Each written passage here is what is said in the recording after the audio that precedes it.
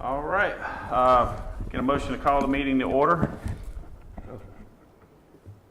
Mr. Reynolds, in a second? Second, Mr. All right, we'll call the, Mr. Pierce calling second there. We call the meeting in order for the Board of Adjustment. Run down the agenda. I think everybody's got the agenda in front of them. We need to get an approval of the minutes as well. Do we have those up here, or do we need to go through those? So, They're not. So, Mr. Chairman, the minutes were pretty lengthy from last meeting, if you guys recall, from the, what was it? I can't even remember what it was. Oh, the appeal, that was the appeal of the violation. So, to get those completely correct, just the way that things have gone, they just aren't completely ready yet. So we'll get those next meeting. Okay. All right. So we'll move on to the agenda for this evening. We've got a couple of agendas. Parcel number 05589 special use permit, and then second would be the 235 Four Lines Road variance application on the. Can we get a motion to approve the agenda? Mr. Phillips? Yes, Mr. Reynolds for second on the approval of the agenda. I approve. Can we back up just a minute? Yes, sir. I may have been one of those moments of mine, but did you call the meeting to order? I think so, yes, sir. Okay. Yep. All righty. So we got the agenda items. So I guess we'll start with parcel number 05589, the special use permit. This is the Britt property. Can we get anyone for or against the use permit to step forward? We need to get you guys sworn in. So anyone speaking on or for it? So, Or against it, sorry. So we've got online the applicant, Mr. Dale Britt. Okay. He has already signed the online consent form and his oath consent, but I'll probably be sworn in, and then anybody else that would like to be sworn in. Okay. Bible. There we go. So is there anyone else here for the Britt property special use permit?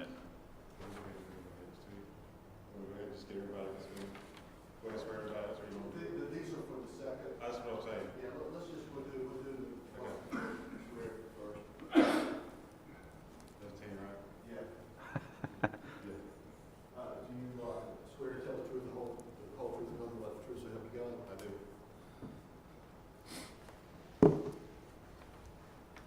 All right. So I'll turn it over to the town for an update on what this special use permit entails. All right, thank you, Mr. Chairman. So you guys will probably recall we did one similar to this back before the turn of the year. It was another single-family attached or multi-family development. That one was Old Tar Road, Laurie Ellis Road. The only reason I bring that up is just to kind of get you guys to recall how we went through it. But it will be very similar to the way we handled this one as well.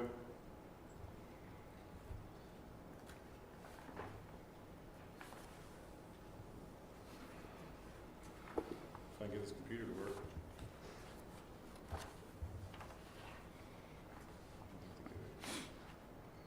All right, so I'm gonna go through this way because my slideshow wasn't working. So as stated before, we're titled this one as Britt property. This is the parcel 05589, and they are going for a special use permit. Applicant is Britt Development Company of Archdale, LLC. The location of the property, this is the corner of Highway 11 and Main Street. So that's the southeast corner. The site net is 20.47 acres. This won't be the entire acre, or the entire acreage of development. We'll go into that when we see the site plan. So the zoning district is multi-family residential, and the proposed use is single-family attached residential development, otherwise known as multi-family. So here's your property. The main parcel is right here in the middle. Let's see, so zoning districts denoted as a multi-family residential development or zoning district. So I did want to bring up, I know we don't talk about comprehensive land use plan much in this setting, but I did want to bring up that this kind of, we did a small area plan in our comprehensive land use plan, and this is the exact area that we're talking about now. So even in our small area plan or our small area study, within that comprehensive plan, it does show multifamily high-density residential in that area, just for informational purposes. So you can see, I'd love to. So this is just a site plan overlaid on the parcel, so you can see there's about 5 acres here that are going to be left out for. So this is already up here is already zoned commercial. So down here is where the multifamily is going to be proposed. So you can see there's about 130 units there in 23 buildings. So whenever anybody proposes a use, first thing we do obviously is go to our table of permitted uses. So here you can see in our table of permitted uses, the use would be dwellings, conventional, modular, multifamily, which would include single family attached and more than 2 attached units. That would include anything above a duplex or, so that you're talking about townhomes, apartments, all that kind of good stuff. So they are talking about townhome development anytime. So you go to multifamily residential district, you see here that it's permitted by special use only. The special use permit dictates that you've got to meet all the conditions listed in special requirement 2. So we'll try to go through all these. If I get too lengthy on these things, I apologize, but I want to make sure we understand what we're talking about. There are quite a few in the special requirements too. But first, starting with the top, so no multifamily dwellings or series of attached single family or multifamily buildings or other such arrangements shall exceed length of 150 feet. So no multifamily development shall contain more than 20 dwelling units unless the development shall have frontage along the direct primary access on a major or minor thoroughfare as shown on the thoroughfare plan. That would be what we'll use, and I'll show that in a second. So no development shall contain more than 60 unless the development has frontage. Brian, we're supposed to be able to hear you.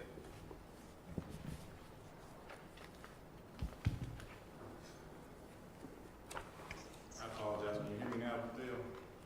Yes. Okay. I can hear you I'm now. sorry. So I'm just going through the special requirements at this point. So no questions have been asked or anything. Okay. That's So good. so looking at going on to so if it's more than 60 units, it has to have direct access on 2 major or minor thoroughfares. Any multifamily development with more than 100 dwelling units shall meet the requirements of the 2 above and also have a certified traffic engineering report. That was in your agenda packets, so they did supply that engineering traffic report. So you can hear I'm showing that they do have direct access on 2 major or minor thoroughfares. So here is access to Main Street, and down here is access to Highway 11.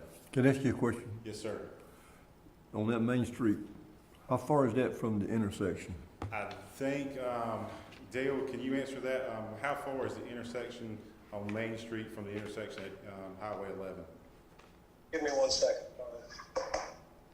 I do know that Mr. Britt has already been in contact with DOT. They are fine with the placement of that intersection at the current location, or the proposed location. So, Just one moment. Give me just a no, moment. you're I'll fine. figure it out. When you get that, just speak up. So I'll move on to just showing this. So the max length is 150 of what they're allowed. The max length of their building is 140.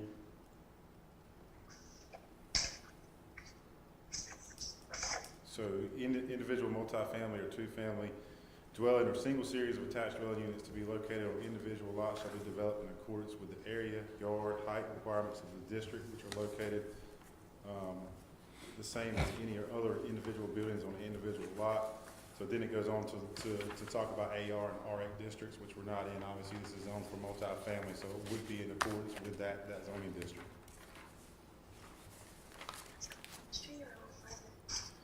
So it goes on to say, when they're actually ready to move forward with the site proposal and to get their zoning in place, they won't be able to do that until they check, until they do a site plan that's approved by planning and zoning and ultimately town council. So this is the first step that they're going to be doing, just like Sunset Meadows was. So if this is approved, they'll move forward to just like a subdivision, preliminary plats, final plats, construction plats, all that kind of good stuff. So the number of dwelling units per unit of land area shall not exceed the number of dwelling units per land area permitted in the district in which the development is located. So fractional units over a half acre may be rounded to the next highest number, and I'll get into that a little bit. So when we're talking about density requirements, so we're going to section 7.1, which lists the dimensional requirements within the zoning district. So to calculate it, you start off by saying the minimum lot area for new construction is 15,000 square feet. Well, they well exceed that at 642,000 square feet. So we're looking at a site of 14 plus acres. So that's the square footage equivalent. So when we start off, the first unit is 4,000 square feet, then each additional would be 2,500 square feet. So required square footage for the 130 that they're proposed on the site plan you have in front of you would be 329,000 square feet. So that's significantly lower than the 642,000 square feet that are on site. So the maximum allowable units with that site would be 255. So I don't think you would ever get close to that just with when you start backing out area for roads, stormwater retention, any recreation, and all that stuff. But by the calculations, they could go up to 255 with that square footage. Right. That distance from Main Street is approximately 600 feet. 600 feet from the intersection of Highway 11. So 600 feet in on Main Street? So Okay. if you're coming in from Greenwood, taking a left, you go 600 feet and you take a right in interior of this development. Okay. How about from the existing Highway 11 Main Street intersection, the other entrance to Highway 11? How far is that? Oh, wow, that's probably a good, did you hear that question, Dale? I did. I'm going to approximate it to be about 200 feet or so, something more than 200 feet. So I want to make sure we're clear. So the entrance on Main Street from the link from Main Street entrance to Highway 11, that's the 200 feet or 600 feet? 600. 200 feet. 200 or so. Okay, so then you're saying the right in turn on Highway 11 would be 600 feet from the intersection.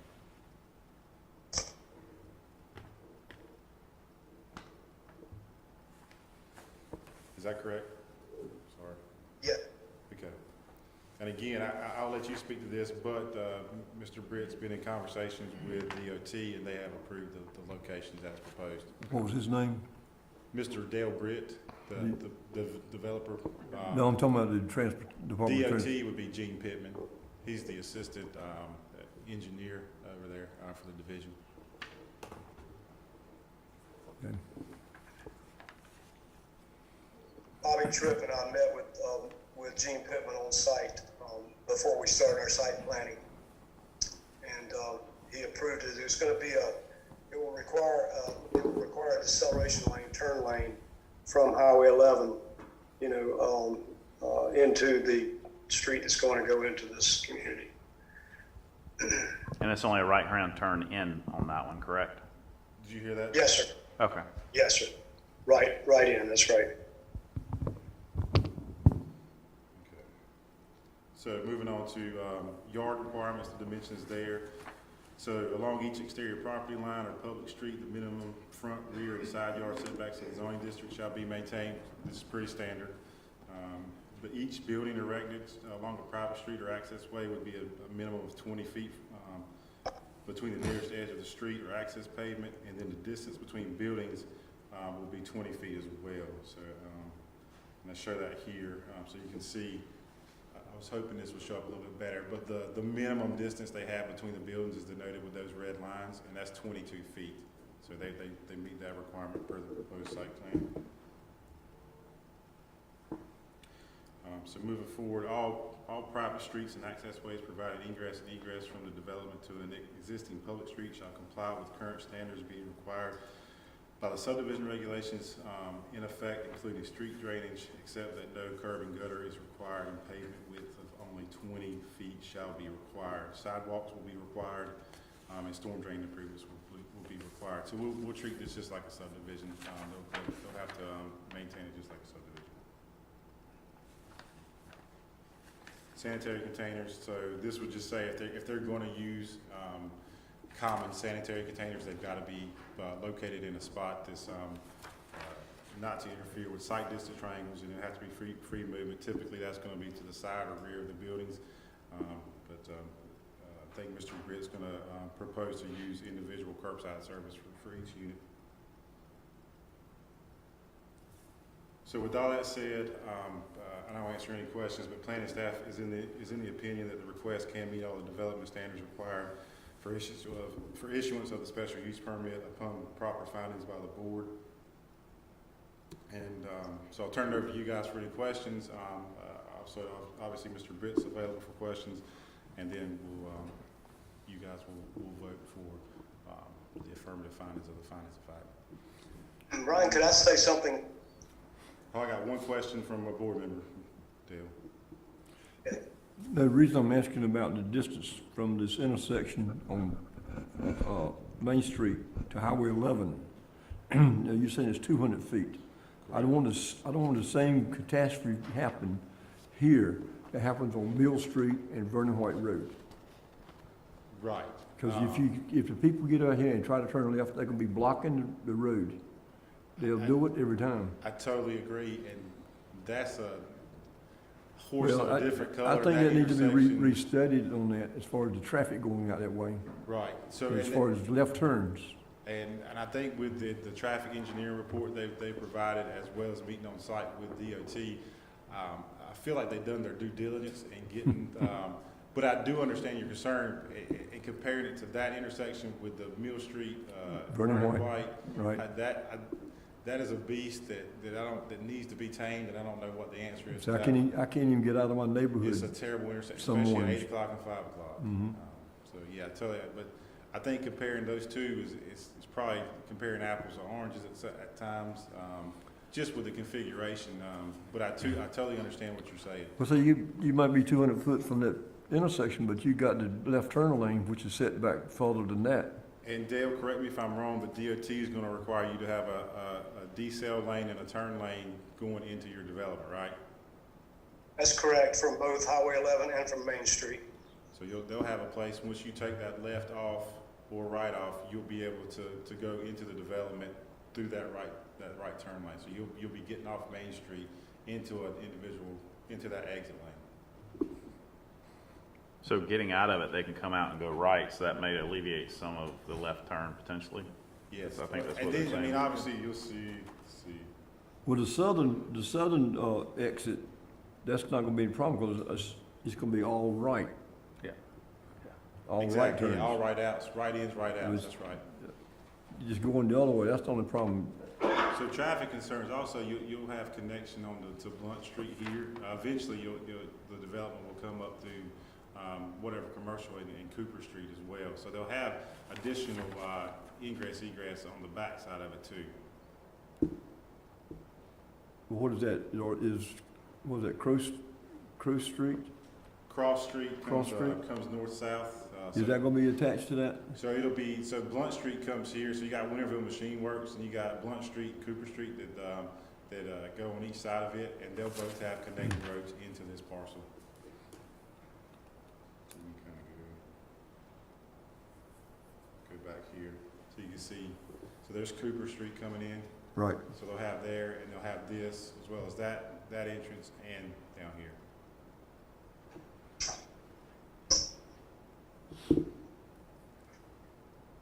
And Winterville Machines, the 25502, is that what that is?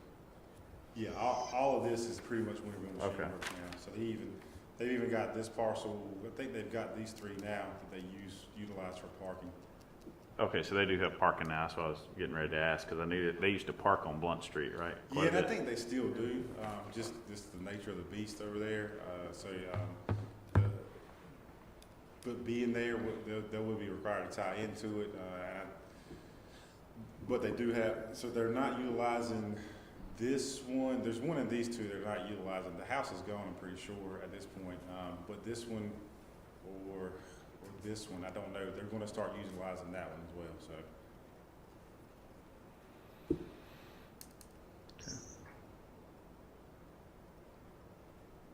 Other questions?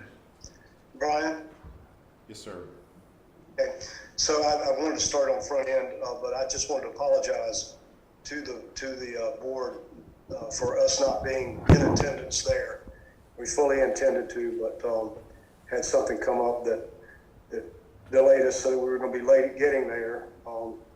Actually, it was folks, I'm also a boat captain. I run a boat for Mr. John Roberts, who's in Winterville. You know, he owns the Roberts companies there, and he had to take customers fishing today. And as it turns out, we hooked a great big fish at 10 minutes after 2 and fought it for an hour and 20 minutes. And so we didn't get back in until 6 instead of 4:30 as I expected to. But I just wanted to tell you that my humblest apologies for myself and my daughter Allison not being in person there to meet you all. We appreciate the opportunity to do business in Winterville. We are doing the Holly Grove subdivision right now, but again, we want to create something else that the town and the community be proud of. Appreciate the opportunity. So thank you for letting me make those comments.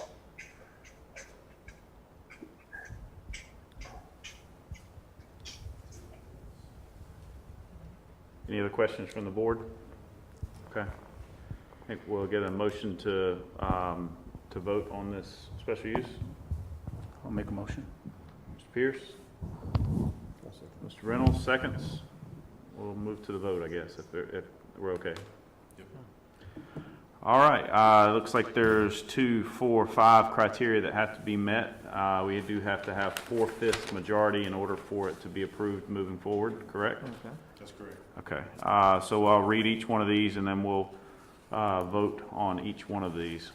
And then after, we need a motion to approve each one of them, correct?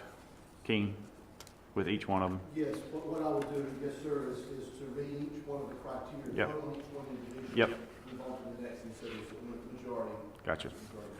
All right. I'm sorry, this is simple majority, excuse me, I stated that wrong. The next agenda item's 4/5. Yeah, I'm sorry. That was me. Yeah, this would just be a simple majority. Actually, it'd be funny, I have it written on the top, you would think I'd have read it. So, anyway, so the first item, so I'll read kind of the, pardon us for this, but to hear and decide a particular case and subject appropriate conditions and safeguard permits for special use as authorized in the article in granting special use permit, the Board of Adjustments shall make the following affirmative findings. So we'll start with A, the use requested is among those listed as an eligible special use in the district in which the subject property is located. We get a motion to vote on that one. I'll make a motion. Mr. Pierce? All right, got 2. All in favor? Aye. Aye. Approved, all majority. All right, good? All right. So next one, B, the special use permit will not materially endanger the public health or safety if located where proposed and developed according to the plan as proposed. Get a motion? Mr. Phillips? Second. Mr. Pierce? All in favor? Aye. Majority, 100% vote. Next up, that the special use meets all required conditions and specifications. Get a motion? Make a motion. Mr. Pierce? Mr. Phillips, second. All in favor? Aye. Aye. All right, 100%. That the special use will not substantially injure the value of adjoining or abutting property, or that the use is a public necessity. Motion, Mr. Phillips. Second. Mr. Pierce. I'm sorry, it was actually Mr. Reynolds made the motion. My apologies, I was looking right at you. All in favor? Aye. Aye. Mr. Pierce. Sorry. All right, that the location and the character of the special use, if developed according to the plan as proposed, will be in harmony with the area in which it is to be located and in the general conformity with the plan of the development of the town and its environs. Mr. Reynolds? I'll second. Mr. Phillips, second. All in favor? Aye. Aye. So that's 100%. In granting special use permit, the board may impose such additional restrictions and requirements upon such permit as it may deem necessary in order that the purpose and intent of this ordinance are served, public welfare secured, and substantial justice done. If all requirements and conditions are accepted by the applicant, the board shall authorize the issuance of special use permit. Otherwise, the permit shall be denied. Any special use permit so authorized shall be perpetually binding upon the property included in such permit unless subsequently changed or amended by the board as provided in this article. All right. Yes, sir. Second. So all in favor? Aye. So I think we're good on the special use, 100%. Oh, sorry, the motion, that wasn't actually, that was just reading the last piece of that. So I was just, yeah, I think we got 100% on all 5 of those. That was just the finishing it out, sorry about that, just reading the rest of it. All right, we good? All right, yeah, with that, Anything else? Mr. Britt, we'll get your special use permit order approving that to you guys ASAP, and then we'll be in talks about the next steps, okay? Many thanks for everything. Appreciate it very much. And I'm really bad for writing notes and trying to listen to write notes, so you voted on the criteria. Correct. those were approved, and then you voted to approve the special use permit. Actually, we did not, that's what so I get a motion to vote on special use permit. Mr. Reynolds, Mr. Phillips, all in favor? Aye. Aye, there we go, Very good. Okay, all done. now we're good. All right, thank you, Mr. Britt. Thank you all. Have a good evening. All right. You too. All right. All right, so item number 2, ready to move on? Yep. Okay. Is 235 Four Lines Road, a variance application. So all that are either for or against the variance, please step forward. We need to make sure we get you sworn in, and then we'll open up the hearing. And if you plan to speak, even in a commentary, please make sure we swear you in. Yeah, there's potential you guys are gonna talk.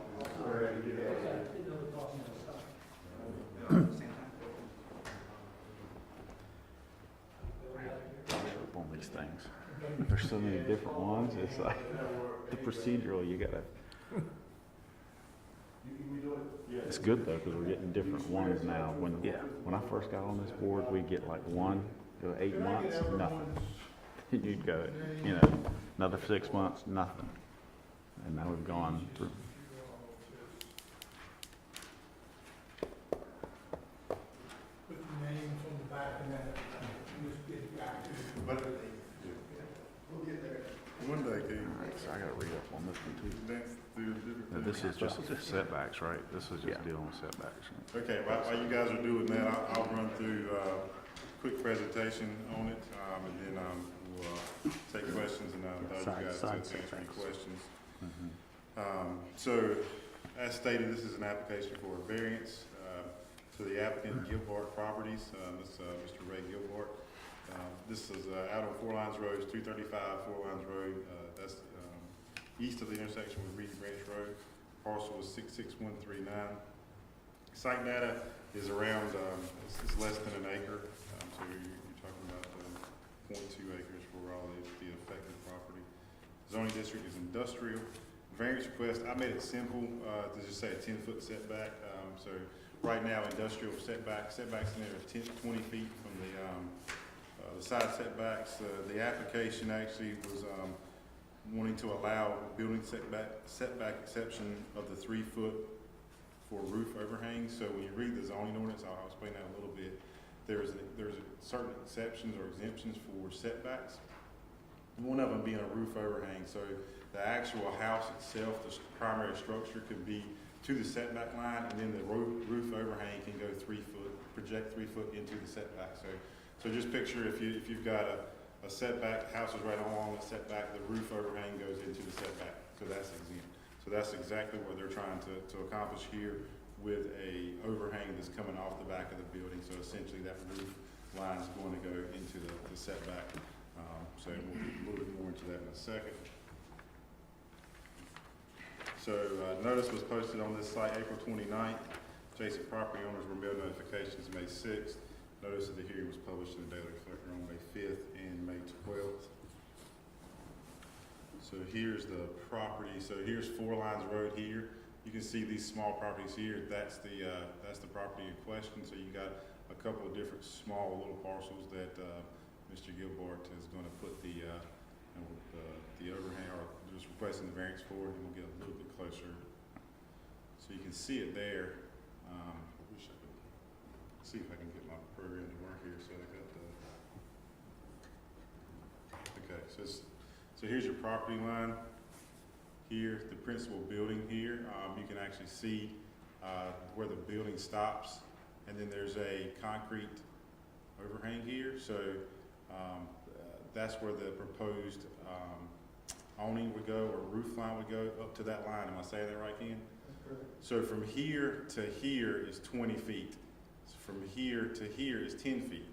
So the proposal or the request is to actually take that roof line to this property line, essentially cutting that setback 10 feet. So it would just be the roof overhang. So you're talking about an exception of 7 feet in total aggregate. So Brian, just quick, maybe I missed that. So right now, the concrete line is 10 feet. The actual building structure is 20, and we're extending into that 20. Is that what you're saying? Yeah, so essentially, and if I'm saying this wrong, guys, just let me know. But from my conversations, this right here is actually not building, it's a concrete pad. Right. So you got a space between the property line, this property line, and the building itself of 10 feet. And then the building itself to the parent parcel was 20 feet. So that means the 20-foot requirement in industrial. So they want to place a overhang here to protect shipments and going in and out of the building just from the weather. So that would go 10 feet to this line, which would encroach into the setback. So essentially they're asking for a 7-foot variance for the exception. So right now they could go 3 feet. They need an additional 7. Does that make sense? So essentially, it's just covering the pad. That's right. Yeah. Okay. Existing pad. Yeah. All right, just making sure. So you can see there, site plan overlay. It's kind of hard. It's kind of washed out on there, but the red is what it's going to look like. The end product will look like. Kind of go back so you can kind of see it. Kind of come up on it a little bit. But I just wanted to show you in our dimensional requirements. So industrial. Side yard setbacks 20 feet. So with that, obviously Mr. Kim Malpas is here to answer any questions. He's the project engineer. Mr. Jason Flowers is here. You're the contractor. Mr. Ray Gilbart's here. So if you got any questions, I'd be happy to answer. And if I can't, I'll turn it over to those guys. Any questions from the board? If you want to say anything, Ken, Excuse me. Where's I- the, I have one question. According to this drawing, what you were showing up there, which way is the traffic flowing? Is it on the other side of the building? Yes, sir. So, traffic flow, yeah, I'm gonna let them answer that question. How about that?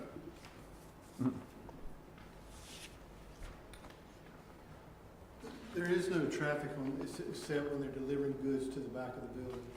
All the traffic as far as accessing the building or customers coming is on the opposite side Okay, of the building. So this is behind the building. right. And just to match what the construction plans are, the posts are at like 10 feet and there's about 2 foot of overhang is what's been submitted. So you'll have like a post at the building and a post at the 10 foot and about 2 foot. That way, when you go all the way up and down the concrete, you know, you don't have it sitting right there dripping on you. The main purpose is they get deliveries, the roll-up doors are on the back of the building, and then that way they can get them in and out, deliveries and supplies, without being in the weather. And Mr. Gilbert's been here about 15 years in this location. His business has grown substantially in the last year, especially during the pandemic. He's a wholesale supplier of security goods. We have contacted the adjacent property owner, I have a letter here if you'd like to put it in findings of fact, that he has no issues with it.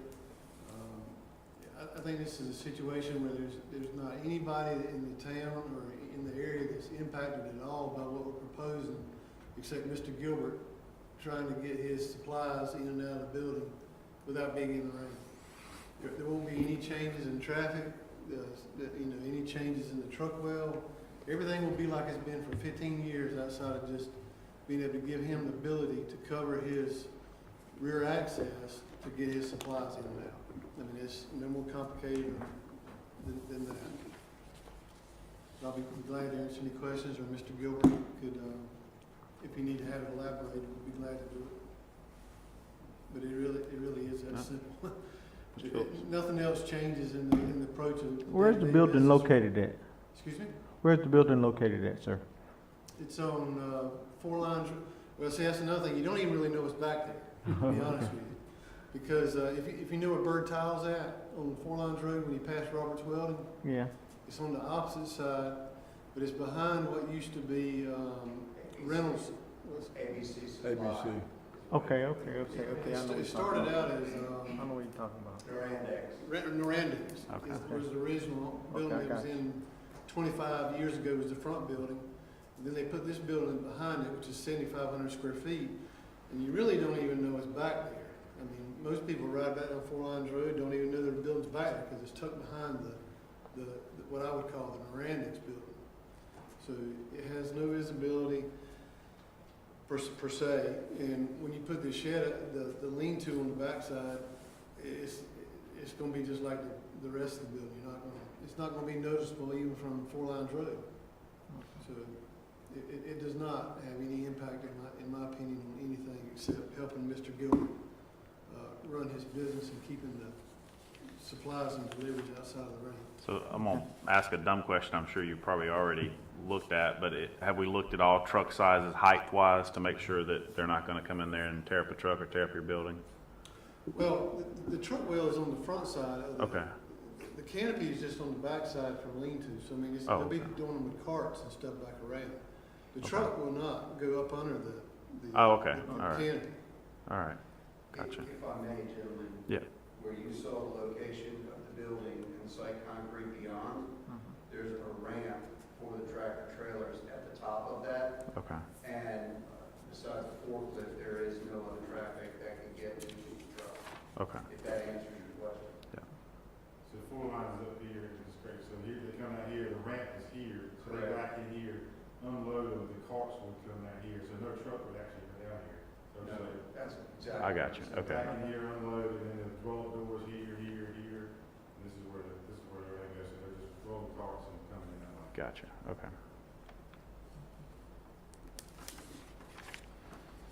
All right. Any other questions? That's good. No questions. All right. Anyone else would like to speak on behalf or against? All right. I guess we'll move to the vote.